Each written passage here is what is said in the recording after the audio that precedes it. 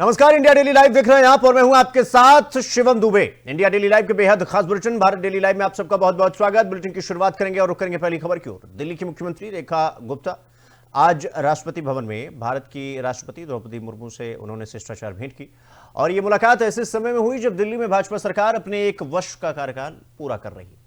मुख्यमंत्री ने राष्ट्रपति को पिछले 1 साल में किए गए प्रमुख विकास कार्यों जैसे 500 नई इलेक्ट्रिक बसों के संचालन और प्रदूषण नियंत्रण के लिए वायु रक्षक वाहनों की शुरुआत की जानकारी दी। इस मुलाकात की तस्वीरें राष्ट्रपति भवन के आधिकारिक सोशल मीडिया हैंडल पर भी साझा की गई।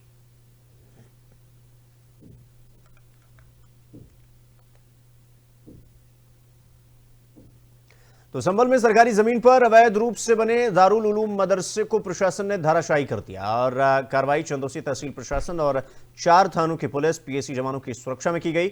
2 बुलडोजर से मदरसे को पूरी तरीके से ध्वस्त कर दिया गया, जबकि मलबे को हटाने का काम नगरपालिका के कर्मचारियों और जेसीबी ट्रैक्टर ट्रॉली की मदद से जारी है। चंदौसी एसडीएम आशुतोष तिवारी ने बताया कि मदरसा खाद के गड्ढे, खलियान और रास्ते की सरकारी जमीन पर अवैध रूप से बनाया गया था। पास के मकानों पर फिलहाल कोई कार्रवाई नहीं की गई क्योंकि उनका मामला न्यायालय में विचाराधीन है।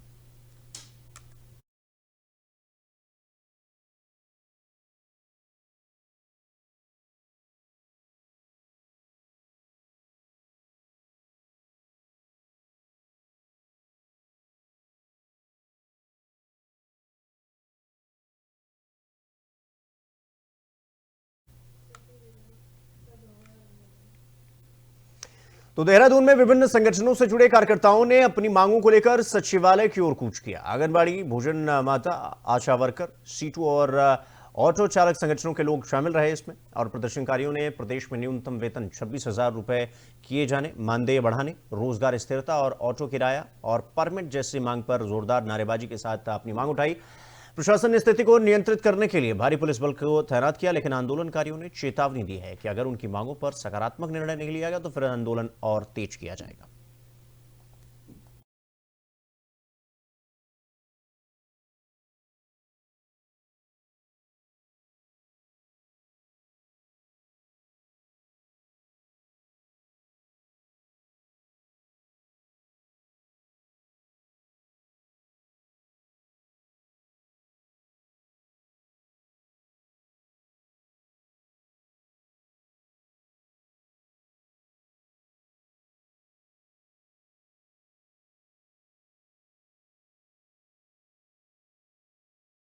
संहिताओं की जो उन्होंने लागू की है उसकी प्रतियां फूकी हैं, जगह जगह जाकर के जगह जगह आंदोलन हुए हैं। हमारी ये सारी आशा बहनें आज हजारों की संख्या में आई है, देहरादून जिले की है और बाकी हमारी सभी मुख्यालयों पर और सभी सीएससी पीएससी पर पूरे उत्तराखंड में आंदोलन हो रहा है और ये ट्रेड यूनियन की राष्ट्रव्यापी हड़ताल है जिसका हम पुरजोर समर्थन करते हैं। 44 श्रम कानूनों को बंद करके उन्होंने 4 जो लेबर कोड लाए हैं उनका हम विरोध करते हैं और अपनी साथ ही 26,000 मानदेय की मांग रखते हैं सरकार के सामने। केंद्र और राज्य से दोनों से मांग करते हैं।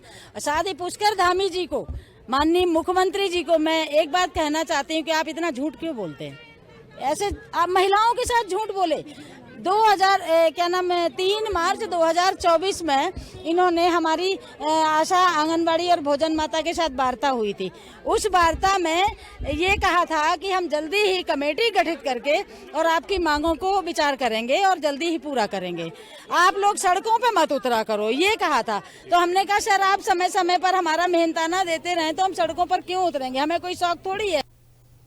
वहीं अभिनेता राजपाल यादव की अंतरिम जमानत याचिका पर दिल्ली हाई कोर्ट में सुनवाई हुई, लेकिन फैसला टल गया। कोर्ट ने अगली सुनवाई 16 फरवरी के लिए तय की है, लेकिन सुनवाई के दौरान जस्टिस स्वर्णकांत शर्मा ने कड़ी टिप्पणी की है कि राजपाल यादव को जेल इसलिए भेजा जाना चाहिए या भेजना पड़ेगा क्योंकि उन्होंने अपने वादों का पालन नहीं किया और उन्होंने बकाया राशि चुकाने के कई मौके उनको दिए गए। अभिनेता ने शाहजहांपुर में अपनी भतीजी की शादी में शामिल होने के लिए जमानत मांगी थी। फिलहाल राजपाल यादव तिहाड़ जेल में है। अदालत ने शिकायतकर्ता कंपनी को नोटिस जारी कर जवाब मांगा है। इस बीच फिल्म जगत के कई सितारों ने उन्हें वित्तीय मदद का आश्वासन भी दिया।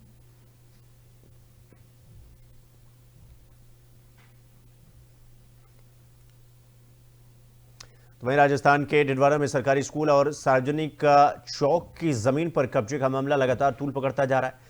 ग्रामीणों का ये आरोप है कि खसरा नंबर 507 की ग्राम पंचायत भूमि को राजस्व रिकॉर्ड में हेरफेर कर कुछ निजी लोगों के नाम दर्ज कर लिए गए और अब उसे बेचने की कोशिश की जा रही है। और यही नहीं, सार्वजनिक ओहदे को जेसीबी से तोड़े जाने और इस जमीन पर केसीसी लोन उठाए जाने का भी आरोप लगाया गया है।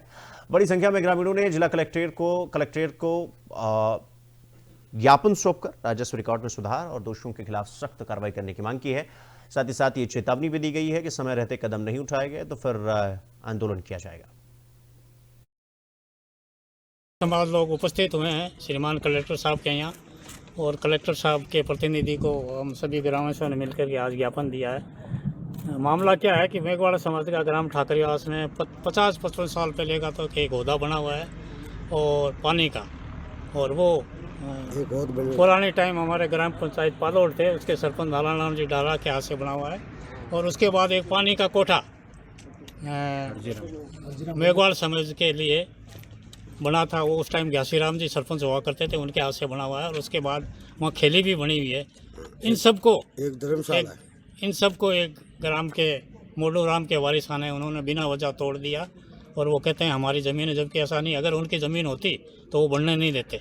तो मेघवाड़ समाज में ये आक्रोश है कि हमारा जो ओहदा है, हमारा पानी है का खोद बना हुआ है और खेड़ी बनी है, उसको तोड़ दिया है। उसकी वजह से हमको पीने की पानी की समस्या हो जाएगी और बड़ा आक्रोश है। तो हम कलेक्टर साहब के सामने उपस्थित हुए हैं कि कहने के लिए भी ये जो मेघवाड़ा समाज के प्रतिनिधि आए हैं, ग्रामवासी आए हैं, इनकी समस्या का समाधान करवाएं, शीघ्र समाधान कराएं। अन्यथा है जो इन लोगों को है जो क्या नाम से मजबूर उन्होंने आंदोलन कर।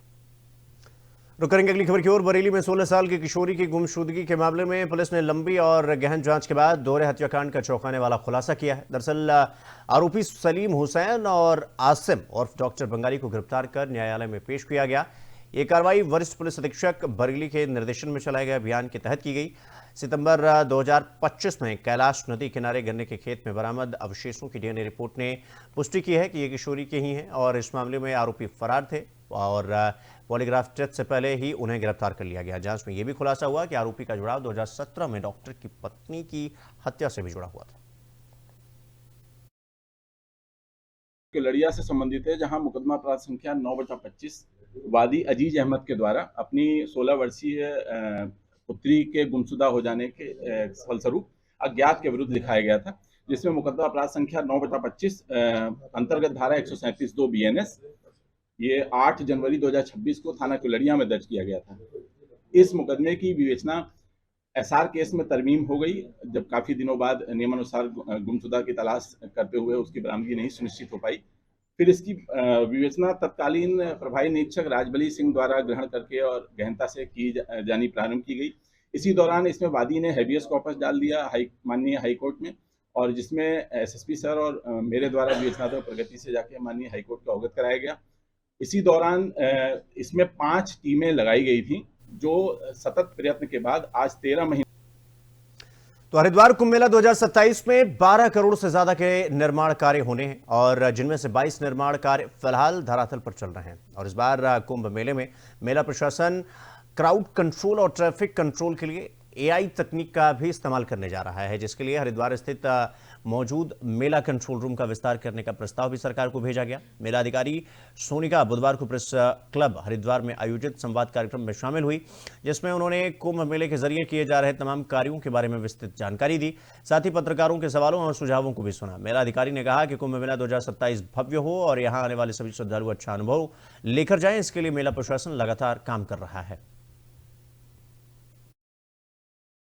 आपको पता होगा अभी भी एक कंट्रोल रूम यहाँ बना हुआ है, जो मेले के जो ऑफिस है उसी के अंदर बिल्डिंग के अंदर बना हुआ है। हम लोगों ने उसी को ही और एक्सपैंड करने के लिए, और एक नया प्रोजेक्ट है हमारा इंटीग्रेटेड कमांड कंट्रोल सेंटर, जिसका प्रस्ताव हमने शासन को भेजा है, जिसमें कि ट्रैफिक का, कंजेशन का, भीड़ अगर ज्यादा आ जाए तो किस तरह से एआई के एनालिसिस होते हुए किस तरह से उसमें आगे कार्यवाही की जाए, वो सारे कंपोनेंट्स हमने डाले हैं और वो अभी कार्यवाही उस पर गतिमान है। सही बात की आपने कि पार्किंग की बहुत ज्यादा जरूरत पड़ती है, क्योंकि इतनी भीड़ आती है और सब अपने व्हीकल से आते हैं। तो उसके लिए हम लोगों ने, जैसे मैंने पहले बताया, कि 2 पार्किंग तो हमने शहर के अंदर बनाने की प्रस्तावित की हुई है। इसके अलावा अस्थायी पार्किंग हमारी हमेशा से बनती है। हमने कोशिश की कि शहर के आउटर एरियाज में हम लैंड का चिन्हीकरण कर दें, जिससे कि शटल के द्वारा मूवमेंट। तो रुक करेंगे अगली खबर की ओर। उत्तराखंड में आंगनबाड़ी कार्यकर्त्रियों और आशा वर्करों, भोजन माताओं और अन्य कामगार संगठनों ने भारत बंद का जोरदार समर्थन किया। तरारी देवाल तिराहे से तहसील मुख्यालय तक रैली निकालते हुए प्रदर्शनकारियों ने अपनी मांगों को बुलंद किया और उप जिलाधिकारी के माध्यम से राष्ट्रपति को 17 सूत्रीय ज्ञापन भेजा। ज्ञापन में 4 श्रम संहिताओं को श्रमिक विरोधी बताते हुए उन्हें निरस्त करने और पुराने श्रम कानूनों को बहाल करने की मांग की गई। केंद्र की मोदी सरकार ने आपदा में अवसर के नाम पर जो ये 3 संहिताएं, क्योंकि वेतन संहिता तो पहले बन गई थी, आपदा के दौरान ये 3 संहिताएं बनाई और मजदूरों के व्यापक प्रतिरोध के कारण वो लागू नहीं थी। अभी बिहार चुनाव के बाद केंद्र की मोदी सरकार ने ये तीनों मजदूर विरोधी कानून 21 नवंबर 2025 को लागू कर दिए हैं, जो अप्रैल 2026 से लागू हो जाएंगे। इसी के खिलाफ 10 केंद्रीय ट्रेड यूनियनों ने आज 12 फरवरी को ये अखिल भारतीय हड़ताल का आह्वान किया है, जिसके तहत आज थराली में भी आंगनबाड़ी, ग्राम प्रहरी, आशा, भोजन माता और तमाम कामगार जो छोटे मोटे उद्योग धंधों में काम करने वाले हैं, सभी लोग C2 के बैनर तले यहाँ तहसील मुख्यालय में आए हैं और जो नेशन वाइड डिमांड वो है, मांग पत्र है, वो हम तहसील के माध्यम से माननीय राष्ट्रपति जी को भेजेंगे।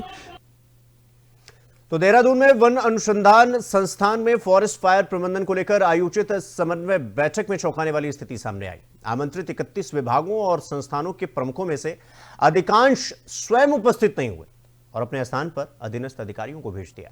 फॉरेस्ट फायर जैसे संवेदनशील और राज्यव्यापी संकट पर उच्च स्तर पर रणनीति और समन्वय की आवश्यकता होती है, लेकिन वरिष्ठ अधिकारियों की इस गैर मौजूदगी ने यह सवाल खड़े कर दिए कि क्या इस गंभीर मुद्दे को पर्याप्त प्राथमिकता दी जा रही है। फायर एक बहुत बड़ा चुनौती है वन विभाग के लिए, जिसके लिए हमको समेकित रूप से काम करना आवश्यक है। केवल वन विभाग नहीं, हमने दूसरे डिपार्टमेंट का भी कोऑपरेशन चाहिए। तो इसलिए एक इंटर एजेंसी बैठक हुआ, जिस बैठक में जैसे पुलिस है, SDRF, NDRF, प्रचार प्रसार, पुलिस, वायरलेस, है ना, एंड हमारा फायर टेंडर डिपार्टमेंट, इस प्रकार की बहुत सारे डिपार्टमेंट आज उनका रिप्रेजेंटेटिव के साथ यहाँ पर आए थे। एवं उसमें ये बल दिया गया कि आगामी फॉरेस्ट फायर के जो सीज़न साधारणतः हमारा 15 फरवरी में शुरू होता है, तो उस हिसाब से हमने किस प्रकार की तैयारी करना चाहिए, किस प्रकार का हमारा ट्रेनिंग होना चाहिए एवं किस प्रकार की कोई घटना हो जाने पर उसको कैसे जल्द से जल्द कंटेन करना चाहिए। एक गोल्डन आवर की बात हुआ आज, जिसको सभी लोगों ने सराहा कि जल्द से जल्द इन्फॉर्मेशन पहुँच जाए। FSI के द्वारा हमको एक प्रेजेंटेशन के माध्यम में बताया गया कि इवन साधारण जनता भी उनका पोर्टल में जाकर, FSI के पोर्टल में जाकर फायर का डेंजर रेटिंग प्राप्त करने के लिए उन्होंने अपने आप को रजिस्टर कर सकते हैं। उसमें क्या होगा ना, आपको SMS मिलेगा। इसका सुविधा ये होगा कि आपका गांव में के आसपास अगर फॉरेस्ट फायर लगता है या लगने का संभावना है तो उसके संबंध में पता चल जाएगा।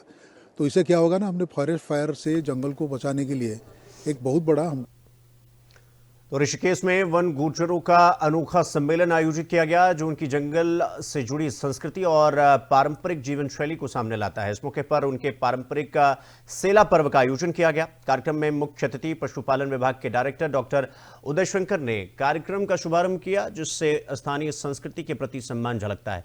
डॉक्टर शंकर ने वन गुर्जरों की जीवन शैली, उनके हस्तशिल्प और खाद्य उत्पादों का निरीक्षण कर प्रशंसा की और कहा कि सरकार इन्हें समाज की मुख्य धारा में लाने के प्रयास कर रही है। सम्मेलन में वन गुर्जरों ने SC का दर्जा देने की मांग की है और 3 दिन तक चले इस कार्यक्रम में आगंतुकों को शुद्ध जंगल मक्खी का शहद और भैंस का घी खरीदने का अवसर भी मिलेगा। आज ये जो हमारे घुमंतु समुदाय है, गोजरी समुदाय जिसको बोलते हैं, तो इनके एक हम वार्षिक इस कार्यक्रम में आए हुए हैं। जैसा कि इनको जो है यूनाइटेड नेशंस ने भी इस साल जो है इंटरनेशनल ईयर इस कार्य के लिए घोषित किया हुआ है, उसी के कार्यक्रम में पशुपालन विभाग की तरफ से निदेशक पशुपालन यहाँ पर उपस्थित हुआ हूँ। तो जैसा कि हम सभी जानते हैं कि गोजरी समुदाय के जो लोग हैं, ये घुमंतु लोग होते हैं। हमारे यहाँ 12,000 फीट लेवल हाइट से लेकर के नीचे तक समय समय पर अपने जानवरों को मौसम के हिसाब से लाते हैं और ले जाते हैं। साथ ही साथ ये लोग जो है इस व्यवसाय से हजारों सालों से जुड़े हुए हैं और इनका जो महत्वपूर्ण रोल है वो पर्यावरण संतुलन में बहुत महत्वपूर्ण रोल होता है। आज जो हमारा गुजरांगो कार्ड 2026 का जो कार्यक्रम है, बेसिकली जो वन गुजर समुदाय है, पेस्टोरल कम्युनिटीज जो है, वो उत्तराखंड की एक बहुत महत्वपूर्ण ऐसी कम्युनिटी है जो पर्यावरण संरक्षण के लिए उनके ट्रेडिशनल जो एक्टिविटीज है, प्रैक्टिसेस है, वो कैसे जो अपने इंडिजिनस ब्रीड गोजरी के साथ जो है ये एक्टिविटीज करके जो है इन्वायरमेंट और क्लाइमेट चेंज को लेकर कैसे रोक रही है और वो कैसे जो है क्लाइमेट चेंज के साथ उसके थ्रेट्स को वो कैसे जो है सॉल्व कर रही है, इस विषय को लेकर समुदाय के जो। तो बीकानेर में कांग्रेस कार्यकर्ताओं ने बीकानेर विकास प्राधिकरण के खिलाफ जोरदार प्रदर्शन किया और मुख्यमंत्री भजनलाल शर्मा का पुतला दहन किया। पूर्व नेता प्रतिपक्ष रामेश्वर पडिहार ने आरोप लगाया कि बीडीए के 2.5 साल के कार्यकाल में आम जनता की समस्याओं पर ध्यान नहीं दिया गया। उन्होंने बताया कि शहर की लाइट, सड़क और नालियों की स्थिति खराब है, कच्ची बस्तियों में कोई काम नहीं हो रहा है और केवल विधायकों और एमएलओ की पहुंच वाले क्षेत्रों में ही काम होते हैं। बीडीए की निष्क्रियता और भेदभावपूर्ण कार्यशैली ने जनता में नाराजगी बढ़ा दी है। पिछले 2.5 साल से नगर विकास न्यास से लेकर बीडीए जब से बना है, बीडीए प्रशासन का मुरम बंद है, आम जनता की समस्याओं को सुन नहीं रहा है। आज पिछले 2 साल से शहर में बुरे हाल है, सड़कों को ले लो, आप नाली को ले लो, लाइट को ले लो।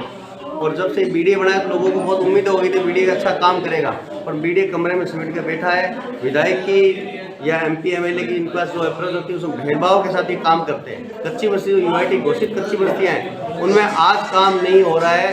2 साल से सड़कों के बुरे हाल है, जगह जगह गड्ढे हैं, पब्लिक त्राई कर रही है और सरकार की मेहमान नवाजी में बीडीए प्रशासन लगा रहता है। आज हम आम जनता को लेकर आए हैं कि शहर की जो मुख्य समस्या सड़क, नाली है, कच्ची बस्तियों के यूआईटी एरिया की है, बीडीए एरिया की है, उसका समाधान करें। अभी हम लोग ज्ञापन घेराव कर रहे हैं, पुतला दहन भी करेंगे। आगामी वक्त में अगर ये नहीं मानते हैं तो वहीं डिडवाना में बीमा कर्मचारियों ने all India insurance employees association और संयुक्त मंच के आह्वान पर 1 दिवसीय राष्ट्रव्यापी हड़ताल की। शाखा परिसर के बाहर जुटे कर्मचारियों ने केंद्र सरकार की नीतियों के खिलाफ जमकर नारेबाजी की। शाखा अध्यक्ष शंकर लाल वर्मा ने कहा कि सरकार की 4 श्रम संहिताओं और बीमा क्षेत्र में 100% एफडीआई जैसे कदम कर्मचारियों और आम जनता के हितों के खिलाफ है। उन्होंने आरोप लगाया कि ईज ऑफ डूइंग बिजनेस की आड़ में कॉरपोरेट को फायदा पहुंचाने वाली हुई हायर एंड फायर नीतियां लागू की जा रही हैं। शाखा सचिव सौरभ तिवारी ने चेतावनी दी कि यदि सरकार ने नई भर्ती और निजीकरण पर रोक जैसी मांगे जल्द नहीं मानी तो संघर्ष और तेज किया जाएगा और इस हड़ताल के कारण शाखा में दिन भर कामकाज ठप रहा।